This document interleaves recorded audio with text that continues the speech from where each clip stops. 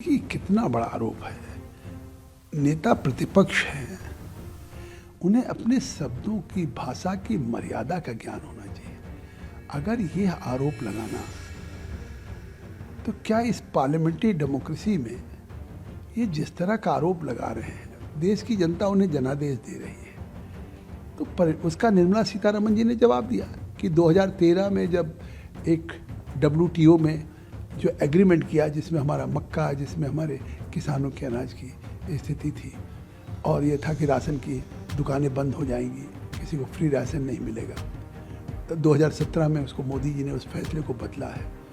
तो फिर क्या है, उस समय कांग्रेस गवर्नमेंट ने क्या अपनी अस्मिता को गिरवी रख दिया था, या सरेंडर कर दिया था, या देश में दिया था, या फिर सरमल शेख में जो फैसला कांग्रेस यूपी की सरकार ने लिया था।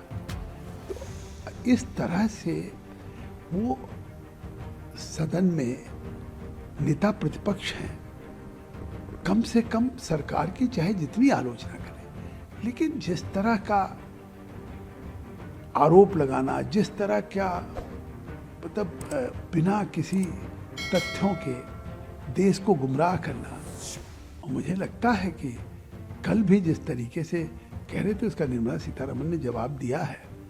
और मुझे लगता है कि इसमें क्या सच्चाई नहीं कि बजट की स्पीच थी, क्या ये सच्चाई नहीं कि India is becoming one of the fastest growing economy at the rate of 7.2%, fiscal deficit 4.3% हुआ, जो मतलब इन्फ्लेशन 10% से ऊपर रहता था, डबल डिजिट में, आज 1.7%। महंगाई कम हुई है, दुनिया में चौथी अर्थव्यवस्था बन चुकी है।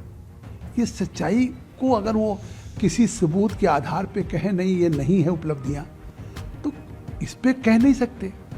देश की उपलब्धियों का ब्यौरा तो दुनिया के सामने है कि भारत ने कोविड के बावजूद जिस तरह से अपनी अर्थव्यवस्था को दुनिया में 11वें पायदान से चौथे पायदान पे लेके आए।